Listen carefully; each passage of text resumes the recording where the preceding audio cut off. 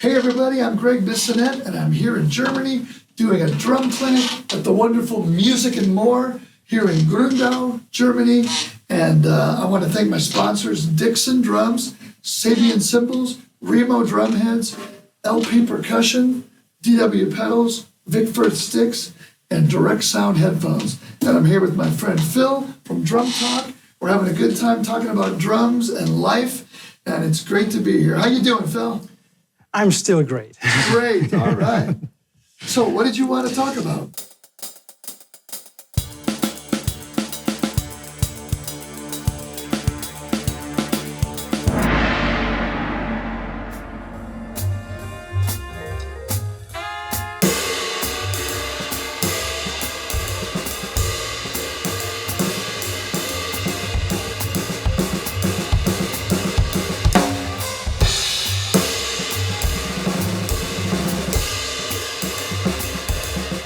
Okay, man, this show is about love.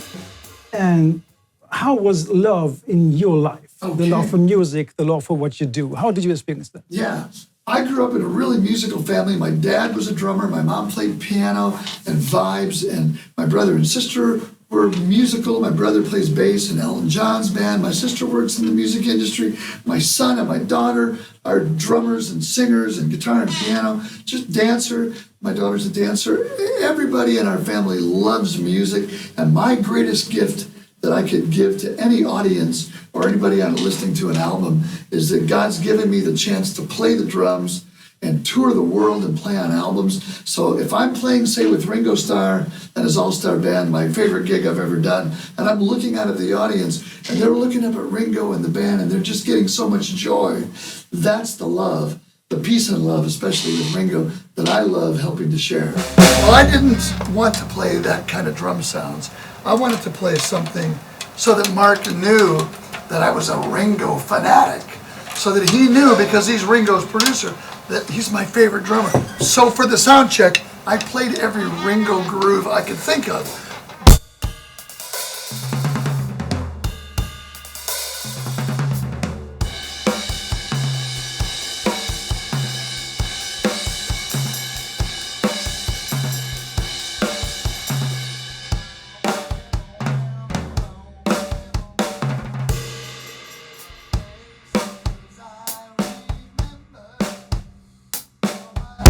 For about 20 minutes doing every Ringo groove I could think of.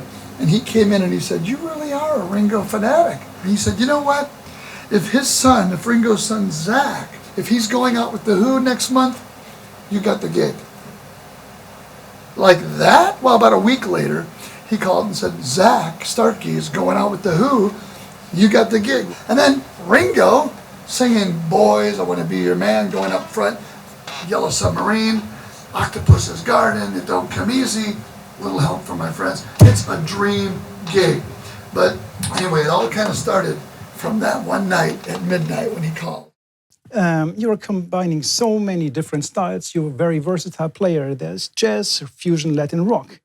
And you have to play different personalities. You have to be an actor and you have to develop different styles. How do you treat those different techniques, and what is it you have to do to make this work?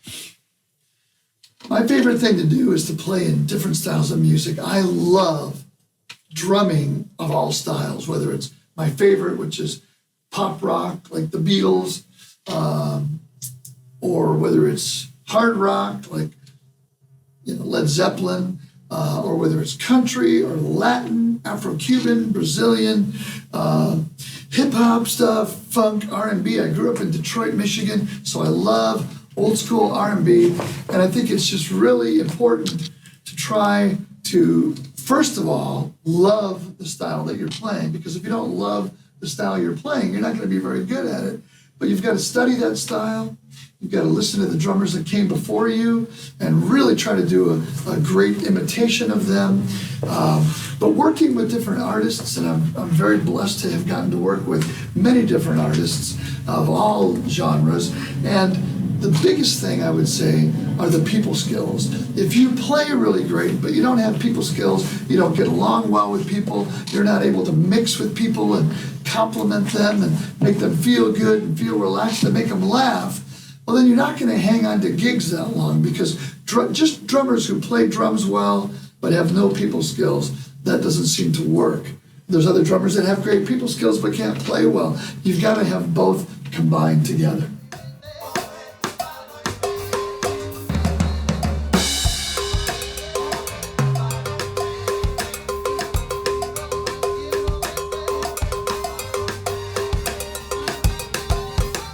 From my understanding, experience with musicianship is, let's say, it can be disturbed by misunderstandings or by ego. And you don't get from A to B because it's just some ego inside. How was your experience with those big names? Well, what I've found in my career is that the people on the top that I've worked with are always the best. They're always the easiest to work with and the most fun to work with. It seems to be the people that are struggling, that are having a hard time getting their music together, getting gigs, they're the frustrated ones, and that frustration comes out. And I don't want to say that the cream just rises to the top. That's an old expression, but it's true. And from what I've found, the people on the top that I've gotten to work with seem to be the easiest.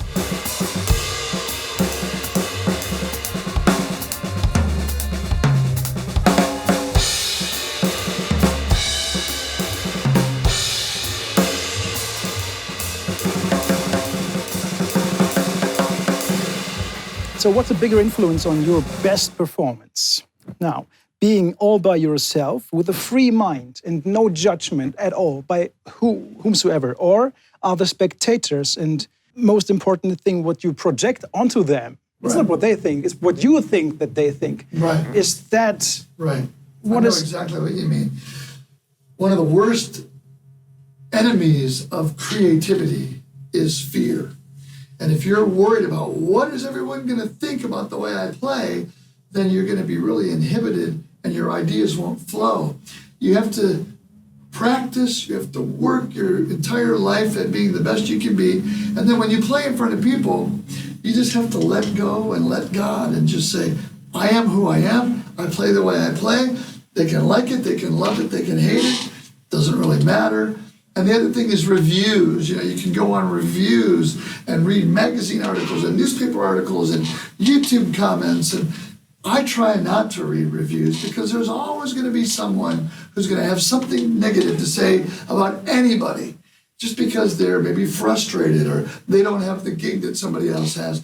So don't read reviews and just try to play the best you can. And try to turn off your brain, turn on your heart. And as Terry Bozzio, one of my heroes, once said, when somebody said, what do you think about when you play solo drums in front of a room? He said, I don't think, I let go and I let God, because I've been practicing my whole life and I'm just going to play the way I play.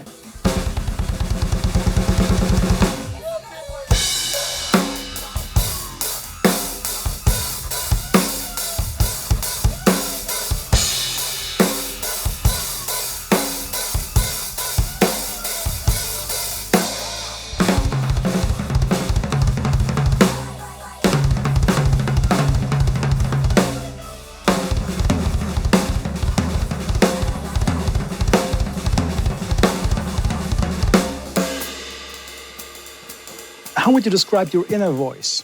Because I'm thinking that it is responsible for everything you utter. If it's like verbalized or if it's played, it's still your inner voice. So, well, how would you describe that? Okay, yeah. My inner voice is a voice of trying to, I'm a little bit of a people pleaser. I'm a lot of a people pleaser. I like making people happy. If I do a record for somebody, is that a good take? Do you like that? What can I do more? If I'm playing a gig after the gig, was that cool? I just enjoy making people happy. I know my dad was a bit like that. My grandmother on my dad's side was a bit like that. And I think we've got to feel blessed, and I feel incredibly blessed. If there was one word I could use to describe how I feel right now, today, July 31st, 2018, it would be thankful.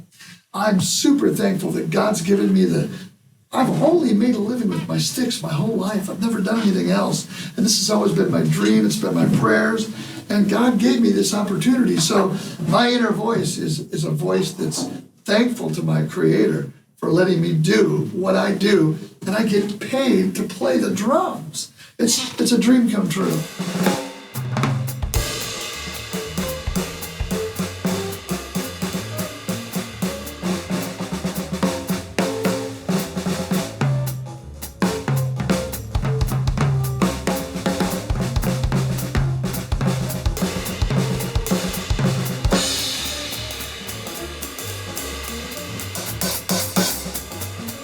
We thought that was really cool. We didn't think that was cheesy. We thought that was pretty darn cool. Because if you could be on a surfboard and you're coming into the States singing California Girls, I mean, I grew up in Detroit, which was freezing, and the snow, and I watched television shows, and they were on the beach in California or in Hawaii 5-0, and surfing. Oh man, we couldn't surf in Detroit. There's no waves. But that, to me, playing with David Lee Roth was one of the highlights of my life because everything was bigger than life. The drums would go up. I could stand on my drums and play a drum solo. Dave's riding in on the surfboard. He's out there in the boxing ring. We did these great MTV videos, and you'd go into a mall and people knew who you were because of those videos. So David Lee Roth has been my musical passport around the world with all the gigs I've gotten to do. He really gave me my break on the big stage. And so Just Like Paradise was a blast.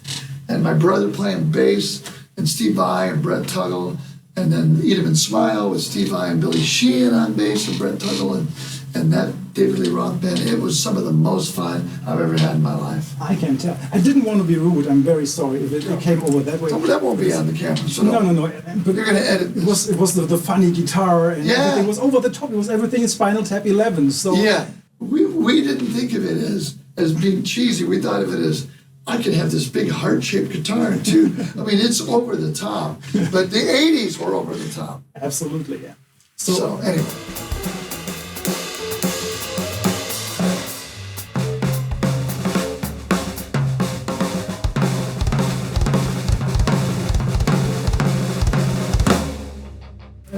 Let's do the sketchbook thing. Oh yeah, so important. One of the coolest things is I play Remo white-coated heads on my Dixon kit, and so if I could have a pen endorsement, which I don't have, it would be Sharpie because it's my favorite writing utensil. But I can put notes on this white head. I can write on the small tom. I can write on the floor tom. I can put, I want to play this song, or I want to make a note to thank this person, the sound man. So it's kind of like your own sketch pad right here. And you mentioned, we were talking earlier before we were filming, that sometimes I turn the drum head over, play on the bottom of the drum head with my snares. The drums are a physical, fun instrument, and you can play on the rims, you can do all kinds of fun things. Cymbals make all kinds of different great sounds, and it's just, the sky's the limit.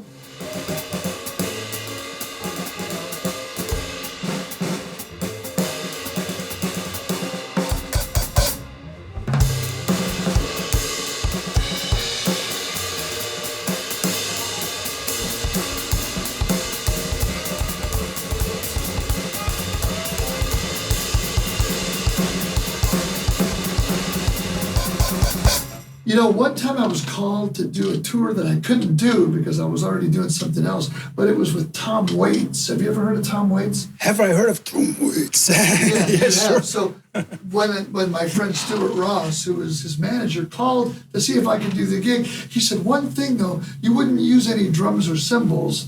You would just play on like anvils or garbage can lids or, like pieces of wood and make it really organic sounding. And I said, that sounds like a lot of fun, but I couldn't do the gig because I was already doing something else. But yeah, sky's the limit.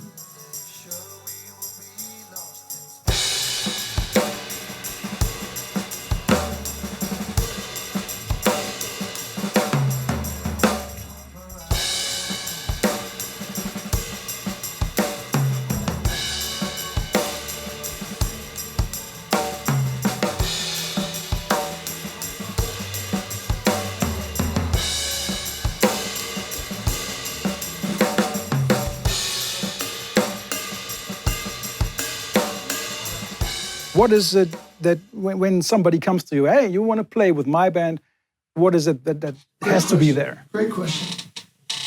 A big chunk of what I do as a drummer is I'm a Los Angeles recording session drummer. And somebody asked Jim Keltner, one of my friends and favorite drummers, are there any gigs in the studio you don't take? And his answer was so great. He said, if a company or a person is going to pay my drum cartage company to bring my drums to a studio and mic them up and get them all ready for me to just walk in and play, he said, I'm up for anything. It could be a commercial for, paper towels. It could be some band's album that I've never heard of. He said, I love to play the drums, and if someone's going to hire me, great. And I take the same approach. I just love playing music. And in the studio, my drums are already set up when I get there.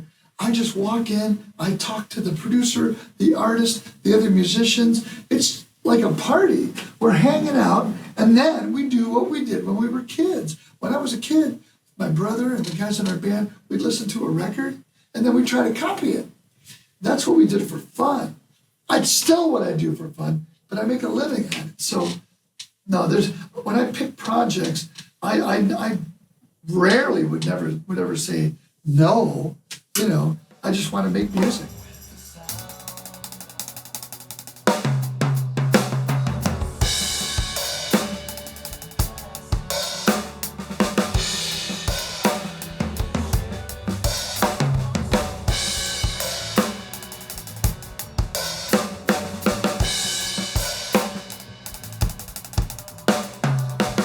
Have you ever thought about musicality? The word and the meaning of musicality. Yeah. So where are you in this? Drummers often get accused of not being musical. They don't play dynamically enough sometimes. They don't keep the tempo the way they should. They don't play with enough compatibility with other musicians.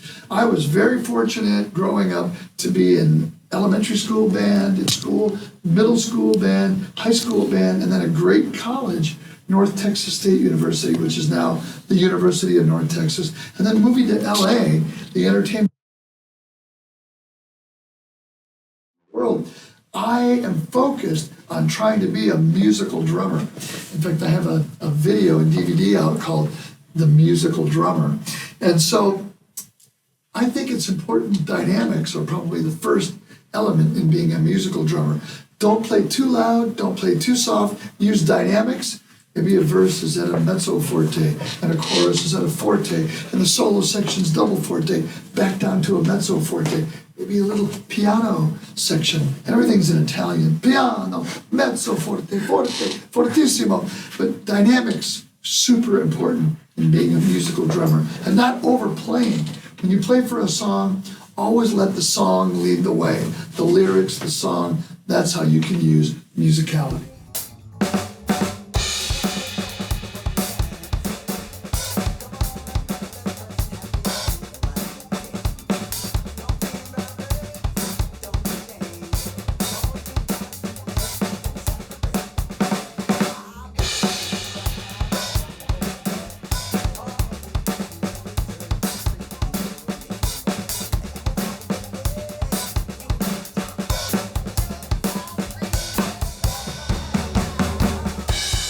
When I was a kid, there was a guy named Randy Wickstrom, and he was 2 years older than I was and am.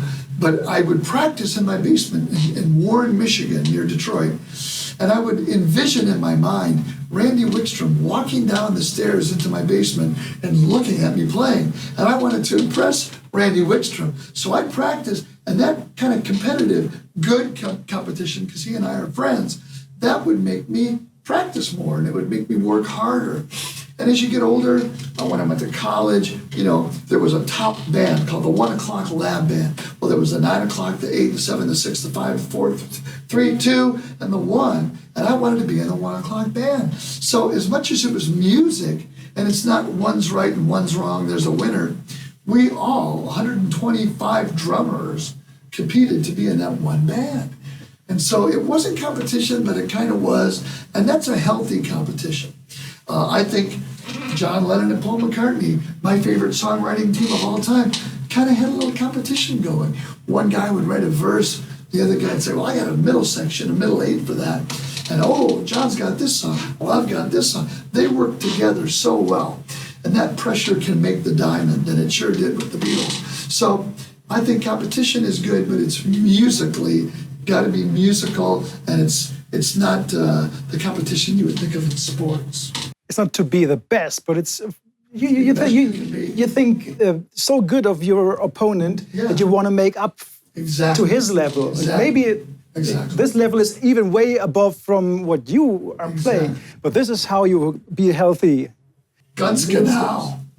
Ganz genau. Okay. Philip, ganz genau.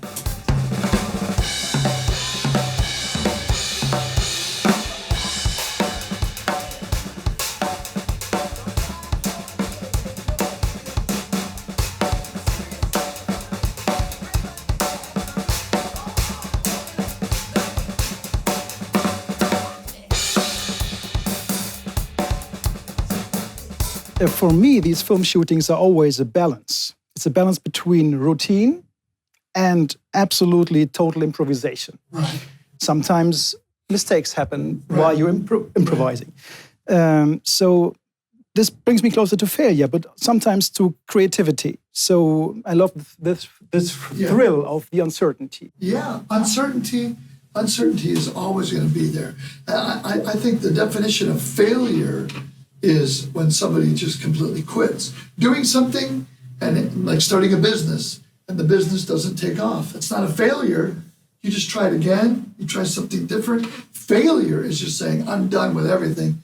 So when things happen that go awry in maybe a solo or maybe in a song, part of jazz has been described as jazz can be a series of miraculous recoveries. Somebody hits a wrong note. Well, that wrong note is a half step away from a right note.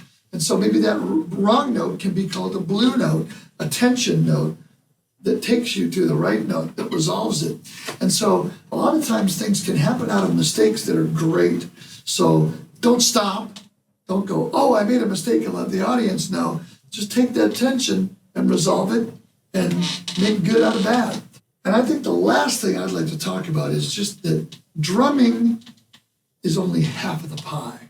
If you want to be a drummer and you want to be in bands and you want to work with people, rudiments, grooves, fills, beats in different styles, and creativity, all of that is only half the pie. The other half of the pie is how well do you work with people? Are you somebody that when you walk into a room at a recording session, you bring down the vibe and the morale, or you bring it up and you lift people up and you compliment them instead of putting people down, which never makes anybody look good, especially the person putting them down. Instead of that, lift them up. Try to compliment people musically and personally. Phil, I love your shoes. They're kind of like my shoes, but they're a little cooler. Wow. That lifts people up. Make people laugh. If you can bring joy to people's lives, make them laugh. Laughter is one of the greatest healing elements of all time. People love to laugh, and they don't laugh enough. And so that's why I love to try to work with people and for people. I'm a bit of a people pleaser type of personality, but I love people. And I love playing music with people. So many drummers I see in seminars I do around the world, they play with their headphones, with iTunes and YouTube, and they follow grooves, but you've got to play with live musicians, a bass player that will maybe drag or speed up, or a guitar player that's speeding up and slowing down, and you've got to try to keep that groove going. That's our role as a drummer. So all the things we talk about in these great seminars we have fun doing, but also the people skills. And Phil, you're a great person, and I want to thank you for taking all the time to set up your amazing setup and being so prepared with the questions and learning about me and asking pointed questions towards me that make me feel really good that you care, and for being a great guy and a good friend. So thank you, Phil.